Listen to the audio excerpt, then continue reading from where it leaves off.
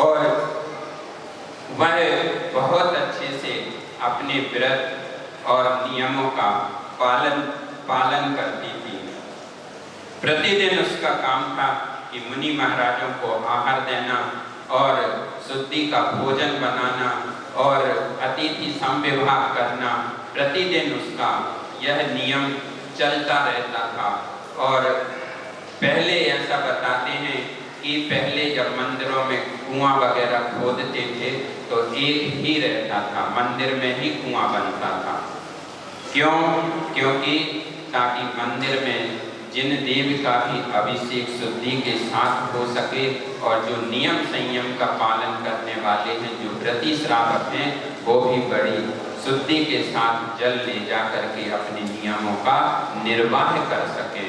तो इसी बात को आगे बढ़ाते हुए कि वह एक दिन वह जो बूढ़ी दादी थी अपने हाथ से सब कुछ करती थी, तो वह भी वहाँ उस कुएं के पास जाती है और पानी खींचती है और बाकायदा पानी निकालती है, छानती है और उसकी बिलछानी जो भी रहती है बिल्कुल नियम पूर्वक कुएं में छोड़ देती है।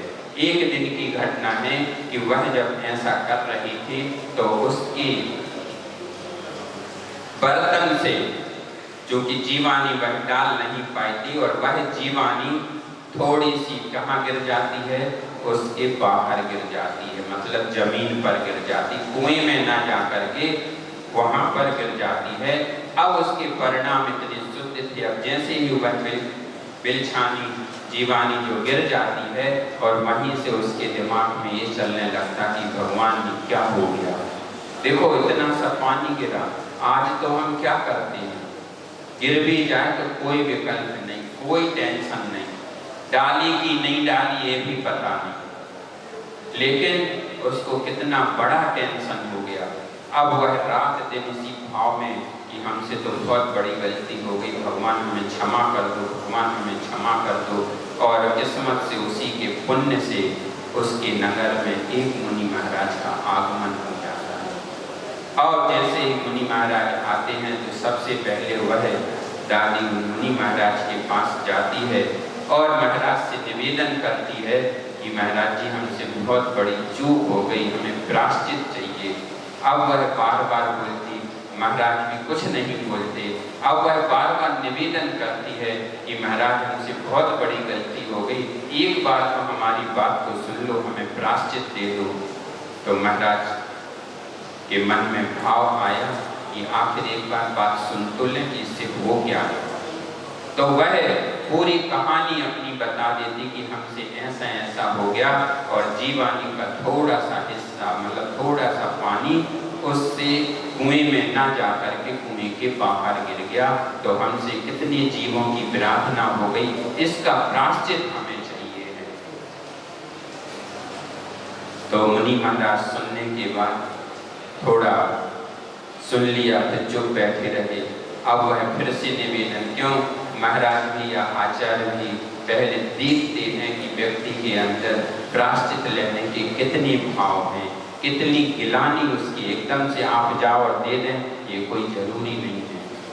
तो वह बूढ़ी दादी जब बार बार निवेदन करती है तो फिर महाराज जी कहते हैं कि तुम अतिथि संविभाग करती हो कि नहीं, और तुम्हारा प्रायश्चित यही है कि तुम्हें प्रतिदिन व्रतियों को भोजन कराना है, जो शुद्ध श्रावक हैं उनको प्रतिदिन भोजन कराना है।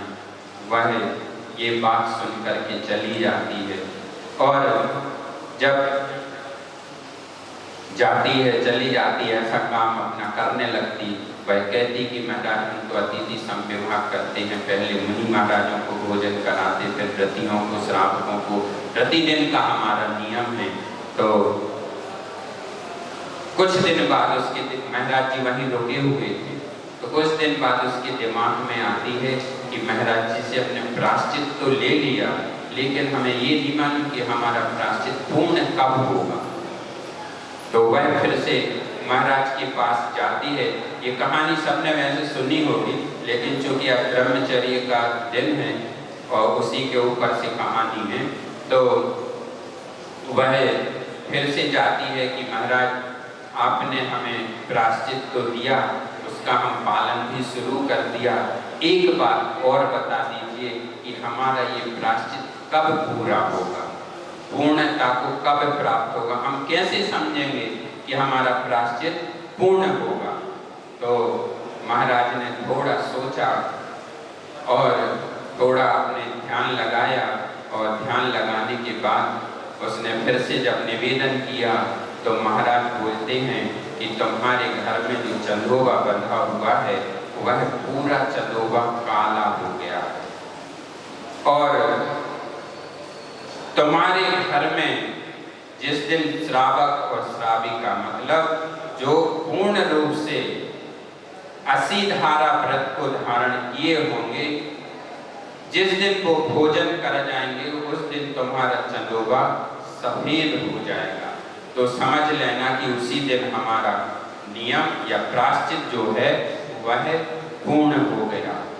अब वह बड़े खुशी खुशी, देखो जो व्रती होता है जिसके अंदर से भाव होते हैं तो वह बड़े खुश होकर के प्रतिदिन क्या करता है कि पहले अतिथि संविभाग करना है और फिर व्रतियों को भोजन कराने के बाद ही हम भोजन करेंगे। तो ऐसे वह बूढ़ी दादी भी काम अपना करने लगी, बड़े खुशी खुशी पूर्वक सबको भोजन कराने लगी। और जब कोई उसको व्रती नहीं मिलता तो वह जो शुद्ध श्रावक है मंदिर से जाकर के उनको ले आती और बड़े विनय पूर्वक बोलती कि कोई मना भी नहीं कर पाता, और उनको भोजन कराने लगती। अब वह काफी दिन निकल गए, काफी समय बीत गया। उसने कहा कि अभी प्रतिदिन भोजन कराए चंदोबा को देखे, भोजन कराए और चंदोबा को देखे, और ऐसे करते करते उसके कई वर्ष निकल गए। अब वह कहती है कि काफी समय हो गया, अभी तक हमें ऐसे कोई ब्रह्मचारी नहीं मिले। और उसने चूंकि 80 धारा व्रत का महाराज ने कहा था तो वह उसने कहा कि 80 धारा व्रत क्या होता है।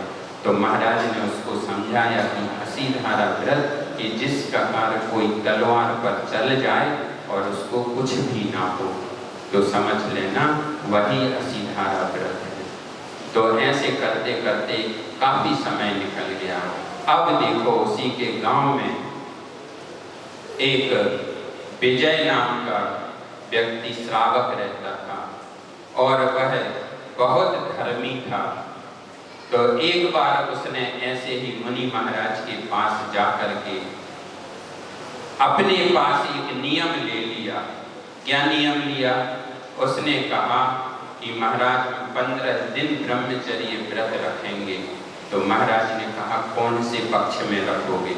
तो उसने कहा कि हम अपने ब्रह्मचर्य व्रत का पालन कृष्ण पक्ष में करेंगे। अब वह कृष्ण पक्ष का नियम लेकर के महाराज ने भी बहुत कहा कि सोच लो, विचार लो, और वह कृष्ण पक्ष का नियम लेकर के वापस आ जाता है। और ऐसे ही एक विजया नाम की लड़की थी जो कहीं बाहर थी गांव से, और वह भी ऐसी आरिका के पास जाकर के नियम ले लेती है। और वह भी कैसा नियम ले लेती है? वह भी शुक्ल पक्ष का नियम ले लेती है। और इत्तेफाक की बात है कि दोनों किसी को जानकारी में नहीं है और दोनों की शादी हो जाती है और दोनों अपने नियम का बहुत अच्छे से पालन करने लगते हैं। और दोनों का जब पालन करते हैं तो दोनों आपस में एक दूसरे से बात कर लेते हैं कि हमारा कृष्ण पक्ष का नियम है और आपका शुक्ल पक्ष का नियम है, तो आज से हम शादी जरूर हो गई। बाहरी रूप में तो हम पति पत्नी कहलाएंगे, लेकिन आज से हमारा जो रहवास है वह भाई बहन की तरह होगा, भाई बहन के जैसे हम करेंगे। अब वह चूंकि उसकी पत्नी बार बार उससे बोलती है कि आपका तो कृष्ण पक्ष का है, हम तो दूसरी शादी कर नहीं सकते, आप तो दूसरी शादी कर सकते हो तो आप तो कर लो, हम तो जैसा भी होगा उसका पालन। देखो उसके पास कितना त्याग कि जैसा भी होगा हम कोई चिड़चिड़ापन नहीं करेंगे, कुछ भी नहीं करेंगे, लेकिन हम उसका पालन करेंगे। हम उस नियम को तोड़ नहीं सकते। तो उस विजय मतलब जो उसका पति था वह सोचता है कि जब हमारी पत्नी इतना कर सकती है, ऐसा कर सकती है, तो हम में कौन सी कमी है, क्या हम इसका पालन नहीं कर पाएंगे। तो वह बड़े अच्छे से पत्नी को प्रेम से समझा देता है और कहता है, बहन अब तो तुम बहन हो हमारी, अब हम भी दूसरी शादी नहीं करेंगे, लेकिन ये बात, ये रहस्य हमेशा बना रहेगा, और जिस दिन ये रहस्य खुलेगा उस दिन हम यहाँ से जाकर के दीक्षा ग्रहण कर लेंगे, घर बार सब छोड़ देंगे। अब वह जब कहीं से तीर्थ यात्रा करने के बाद जब वह दोनों अपने गांव में आते हैं तो सबसे पहले वह जिन मंदिर जाते हैं और वह दादी वहाँ पर बैठी थी कि आज हमें कोई श्रावक मिल जाए। तो जैसे ही वो दोनों पहुँचते हैं और वह पता नहीं उसको कैसे अंदर से लगता है कि ये दोनों श्रावक श्राविका जैसे लग रहे हैं, इन दोनों को ही आज हम भोजन करने ले जाएंगे। और वह निवेदन करती तो वह कहते, नहीं हमारा घर तो यहीं है, हम तो अपने घर में जाके भोजन करेंगे। लेकिन वह दादी कहती कि नहीं, आज तो आपको हमारा आतिथ्य स्वीकार करना ही पड़ेगा। अब जब वह बार बार निवेदन करती है तो वह दोनों भोजन करने चले जाते हैं। वह बड़े प्रेम पूर्वक, बड़ी खुशी खुशी से उनको भोजन कराती है। भोजन कराती तो जरूर है, लेकिन उसकी दृष्टि कहाँ पर रहती है? चंदोबा के ऊपर रहती है। भोजन कराते कराते भी चंदोबा काला का काला रहा। वह मन में सोचती है कि पता नहीं वो दिन कब आएगा जब ये चंदोबा सफेद होगा, हमारा प्राश्चित पूर्ण। देखो उसको अपने प्राश्चित के प्रति भी कितनी गिलानी थी। गलती छोटी सी थी, लेकिन उसके अंदर भाव कैसे थे। तो वह कहती है, सोचती रहती मन में, और वह उनका बड़े सम्मान पूर्वक उनको भोजन करा के और उनकी विदाई करती है। और जैसे ही वो घर से बाहर कदम रखते हैं और वह चंदोबा सफेद, और वह चंदोबा जब सफेद हो जाता है तो वह जैसे ही उसकी दृष्टि उस पर पड़ती तो वह बड़ी प्रसन्न हो जाती कि आज तो हमारा सब कुछ हो गया, आज हम उस पाप से मुक्त हो गए जो पाप हमने छोटा सा किया था। और वह बड़े प्रसन्न हो जाती और वहीं से जय जयकार, असीधारा व्रत की जयकारा लगाना शुरू कर देती और बड़े धूमधाम के साथ उन दोनों को अपने घर तक छोड़ने जाती है। और जब वह घर पहुंचती है, उसके माता पिता देखते कि ये जय जयकार कौन कर रहा है। जो देखती है कि अरे हमारे बेटे बहू आई और इसी धारा व्रत की जय जयकार से क्या हुआ है, क्या है। तो वह उस दादी के पास, उसकी माँ मतलब उसकी सास जो थी, वो जाती और पूछती कि क्या बात है, तुम इतनी जय जयकार क्यों कर रही है, सीधारा व्रत क्या है। अरे कहने लगी, ये तो सबसे उच्च श्रावक हैं जो आपके घर में हैं। आप इतने पुण्यशाली हो कि आपके घर में जो श्रावक हैं उन्होंने आजीवन ब्रह्मचर्य व्रत लेकर के रखा है। और ये आपके घर में बहू बेटे जरूर हैं, पति पत्नी जरूर हैं, लेकिन ये तो भाई बहन के जैसे रहते हैं और इनका अखंड ब्रह्मचर्य व्रत है। आप तो धन्य हो। जब उसकी माँ ऐसा सुनती है तो पहले तो उसको क्रोध आता है, लेकिन जब वह दादी उसको समझाती है तो वह बड़ी प्रसन्न हो जाती है और उनसे कहती है कि बेटे, और बहू से कहती कि बेटी, हम तुम्हें पाकर अपना जीवन हमने धन्य कर लिया जो तुमने ऐसे अखंड ब्रह्मचर्य व्रत को धारण किया। शादी होने के बाद भी जिसकी दृष्टि उस पे ना जाए, भोगों की तरफ ना हो, ऐसा हो नहीं सकता। लेकिन तुमने तो अपना सब कुछ लुटा दिया, सब कुछ समर्पण कर दिया और दोनों ने मिलकर के अखंड ब्रह्मचर्य व्रत को धारण किया। धन्य है। वह भी कहते धन्य है। ये कहलाता है ब्रह्मचर्य व्रत जिसकी साधना हम सभी को करना है। और वह दोनों आपस में कुछ दिन तो घर में रहते हैं, लेकिन दोनों की शर्त क्या थी कि जिस दिन ये रहस्य खुलेगा उसी दिन हम जाकर के दीक्षा ले लेंगे। तो वह दोनों जाते हैं और विमल वाहन मुनि महाराज के पास जाकर के दोनों दीक्षित हो जाते हैं। और देखो यहाँ पर मुनि महाराज ने बताया कि एक इतनी दृढ़ता के साथ असीधारा व्रत को जिसने अपने जीवन में स्वीकार किया और उन श्रावक श्राविकाओं को भोजन एक बार यदि आप करा दोगे तो 84,000 मुनियों को दान देने का फल है। अब सोचो एक साथ कितने मात्र 2 व्यक्तियों को जो भी असंयमी है, अभी संयम को धारण नहीं किया, मात्र ब्रह्मचारी लिए हुए रत्नात्रय को स्वीकार नहीं किया। बताओ कितने 84,000 मुनि महाराजों को आहार कराने का सौभाग्य, इतना पुण्य इस ब्रह्मचर्य व्रत से मिलता है।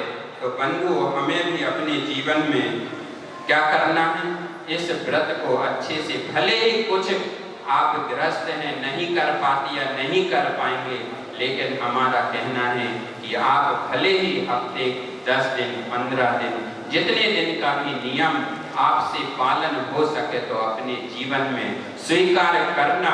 और ये बात यदि आप लोगों ने इस धर्म को स्वीकार, इस व्रत को यदि स्वीकार कर लिया तो समझ लेना कि हमारा ये 10 दिन का पर्युषण पर्व सार्थक हो गया। हमारा शिविर, यहाँ पर शिविर में आना हमारा सार्थक हो गया। तो बंधुओं हमें अपने जीवन में भले ही छोटा सा है, थोड़े थोड़े से हैं, लेकिन इन सब को अपने जीवन में लेना है और स्वीकार करना है और उसी विजय और विजया की तरह अपने जीवन में दृढ़ता के साथ उस ब्रह्मचर्य व्रत को पालन करना, ताकि हम भले ही एक मुनि महाराज को आहार नहीं दे पाते तो क्या हुआ, लेकिन उसके पुण्य से उनको भोजन कराने मात्र से जहाँ 84,000 मुनियों के बरोबर फल मिल रहा है, तो ऐसा फल कौन नहीं लेना चाहेगा एक छोटे से नियम के द्वारा। इसी भावना के साथ यहीं पर अपनी वाणी को विराम देता हूँ और बोले आज उत्तम ब्रह्मचर्य धर्म की परम पूज्य संत शिरोमणि आचार्य गुरुवर श्री विद्यासागर जी महामुनिराज की बोधि समाधि परिणाम शुद्धि स्वात्मोपलब्धि शिव शौक्य सिद्धि चिंतामणि चिंतित वस्तु दानी तोम बंद मानष्ट ममास्तु देवी।